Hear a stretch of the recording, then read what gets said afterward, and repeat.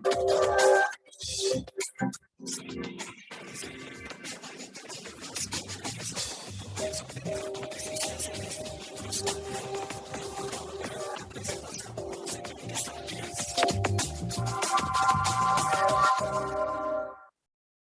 RCI, olá você que nos acompanha aí pelas redes sociais, Facebook, YouTube, pelo site Sempre RCI. Nós estamos, então, mais aqui, né, trazendo mais um autor para a gente conversar. Hoje o tema é Autoconfiança Parapsíquica, é o título desse livro, né, que a gente está mostrando para quem tem a oportunidade de ver a capa. A gente lembra, né, que nós estamos num mês muito bacana, que é o mês de março, onde a gente tem várias datas comemorativas em relação ao livro, e essa semana a gente comemora no dia 21 o Dia Mundial da Poesia, olha só que bacana, e o Dia do Profissional das Letras, que seriam dos livros sem os profissionais das letras, né? Esse é um sonho frustrado. Eu deveria ter feito faculdade de letras, não ciências econômicas. O que eu fui inventar de fazer economia? E me fala, Gabriel. A gente recebe aqui o Gabriel Lara Weigert, ele que é autor dessa obra Autoconfiança Parapsíquica, que a gente vai estar, então, hoje aqui conversando.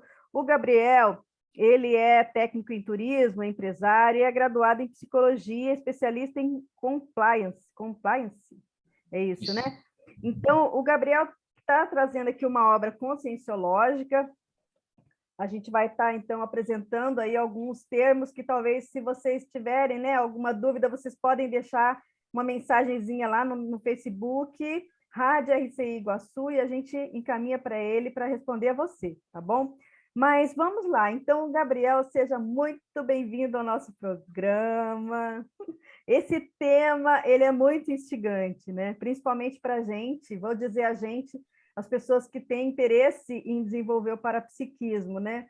Eu acho que é uma base, né, Gabriel? A pessoa adquirir essa autoconfiança parapsíquica. Então, eu queria que você começasse definindo para a gente, né? Primeiramente, o que você está chamando de autoconfiança parapsíquica para a gente poder ir para os pormenores. Legal. Primeiro, olá a todos os ouvintes, né? E estão assistindo também o programa. Olá, Rose. A gente agradece a oportunidade de estar aqui. E sempre lembrando, né, Rose, que todas as atividades que a gente faz é utilizando o princípio da descrença, então tudo que a gente falar aqui tem a ver com a nossa experiência, ou de outros pesquisadores, e o inteligente é não ir no nosso bico, ter as experiências pessoais, né? Então, assim, o que a gente traz como essa definição de autoconfiança para a psique? Não sei se você quer que eu leia ela inteira ou se você quer que eu dê Fica à uma explicada. vontade, a casa é sua. Sinta-se em casa. Eu vou ler aqui, então, né, que tá a definição que está lá no capítulo 5 do livro, que fala assim: a autoconfiança parapsíquica é a condição madura de a consciência confiar nas intenções cosmoéticas pessoais, nas bioenergias, pensamentos, emoções e nas paraperceptibilidades, buscando constantemente desenvolver e potencializar o autoparapsiquismo, a fim de trabalhar ombro a ombro com equipex de amparadores de função na condição de mini peça lúcida. Aí até trazendo assim, explicando de modo geral, né, por que a gente chega nessa definição e como que a gente foi construindo essa temática. Então, se a gente for pensar autoconfiança parapsíquica, segundo essa definição que a gente traz aqui, é uma condição avançada. Agora, ela não começa no zero e nem termina no 100, se a gente pudesse chamar assim. Ela é uma construção diária que vai sendo feita. Veja, todos nós somos parapsíquicos, sendo todos nós parapsíquicos, existem pessoas que têm mais desenvolvidas em uma área e outros menos. Então, o ideal é que a pessoa busque fazer, né, esforço, ter o autoesforço, para poder desenvolver essa autoconfiança e ela poder assistir melhor, né, as outras consciências necessitadas de assistência. Por que isso? Porque quando ela assiste, ela também está sendo assistida e ela vai, digamos assim, mudando de patamar evolutivo à medida que ela vai se qualificando cada vez mais. Então, tem um ponto que é importante, que é o seguinte: ela confiar na intencionalidade cosmoética. Para ela chegar aí, eu costumo até dizer, né, assim, ela tem um bom caminho para percorrer.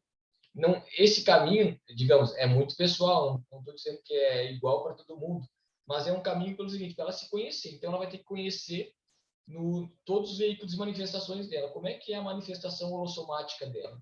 A condição do corpo físico, do soma, do energossoma, das energias, como que é essa interação energética com as outras pessoas quando ela chega no ambiente e, por exemplo, ela está muito bem e, de repente, ela começa a sentir uma dor de cabeça, um peso. É... Isso tudo são condições que a pessoa começa a avaliar e ela, quando começa a interagir do ponto de vista energético e confiar nessa manifestação dela energética, ela acaba se tornando mais confiante. Aí sim vai para o lado das emoções, do psicossoma, da projeção e do mental soma do corpo das ideias. Então, assim, eu costumo dizer o seguinte, essa construção tem, a conscienciologia tem várias ferramentas que predispõem a pessoa a desenvolver isso. Aí, né, no próprio CAEC, nas atividades das ICs, os laboratórios do próprio CAEC, as dinâmicas, tudo isso são ferramentas que vão otimizar isso daí.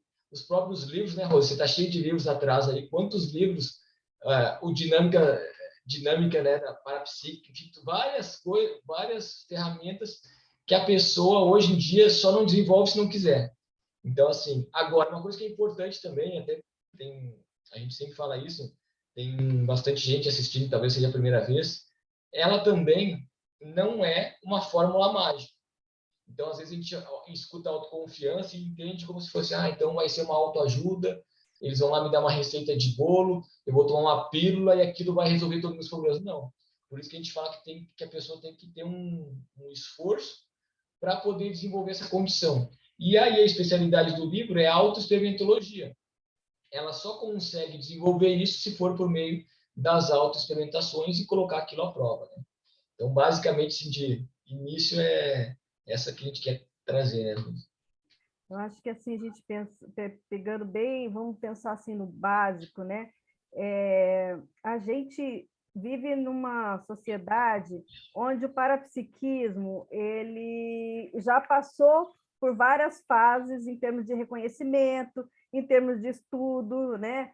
Em termos até de como que a gente chama assim? Analisar?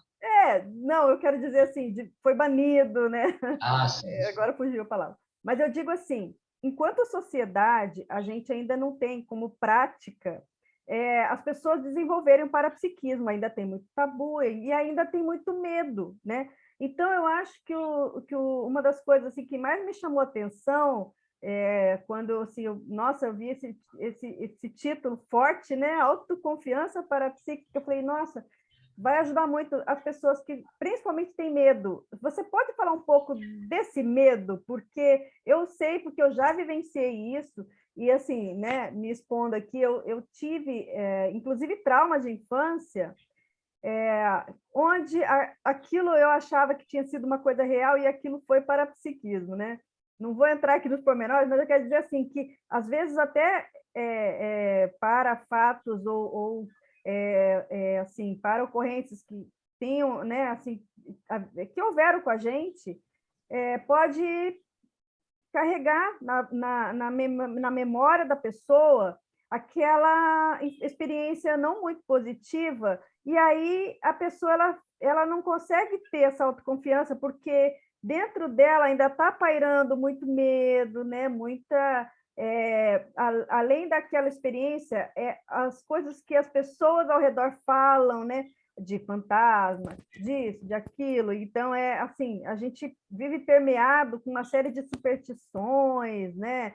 Histórias, e isso daí vai fazendo com que, desde criança, a gente tenha uma série de elementos na nossa cabeça que assim, vão totalmente em direção ao contrário dessa autoconfiança. Você pode falar um pouco mais sobre isso? Que eu vi que na sua introdução, nos primeiros capítulos, você aborda um pouco disso, né, da questão do medo, assim, e eu acho que é assim, muito sério, né? Não, é como se fosse assim, olha, não vou dizer a solução, né? Mas o indicado seria, para a pessoa quebrar o medo, seria ter autoconfiança parapsíquica. É mais ou menos por aí? Você concorda com isso? Sim, e você tocou num ponto importante, Rose, que até pensando nas motivações da escrita, né? Então, desde a gente tem um capítulo no livro que ele fala sobre o medo. Então, a gente discorre desde a parte física, parte fisiológica do medo. Então, por exemplo, o circuito do medo, como que funciona as amígdalas cerebrais, como que dispara esse alarme. Então, para a gente entender do ponto de vista físico esse medo. Aí tem outro, e aí a gente vai também desde uma técnica, por exemplo, consciência terápica, autoconsciência terápica, de você listar 100 medos. Então, você identificar, por exemplo, quais são teus medos, né? 100 medos. Aí você fica pensando assim, não, mas isso aqui eu não sei. Na dúvida, coloca. Pode ter passado brevemente por você, mas é importante. Por que é importante isso? Para você conseguir dar o diagnóstico e entender o que aquilo representa. Até depois dessa listagem, a gente sugere que a pessoa comece a dar nota para essa condição do medo e ver qual que é o percentual que ela se encontra com relação ao medo. Mas eu vivi na pele, se puder ser assim, essa questão do medo. Então, eu criança, que nem você falou, às vezes não tem ninguém para te explicar o que é consciex, né? Que é você sem esse corpo físico, essa é a diferença.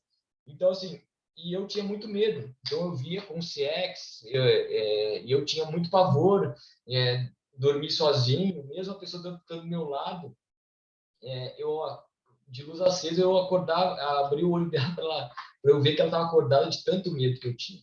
Fazia esporte até cansar para chegar de noite e dormir assim. Então eu tinha muito, muito medo. Aí eu trabalhei um tempo no espiritismo, aquilo chegou, eu fui me desenvolvendo, mas eu não tinha superado esse medo ainda, né?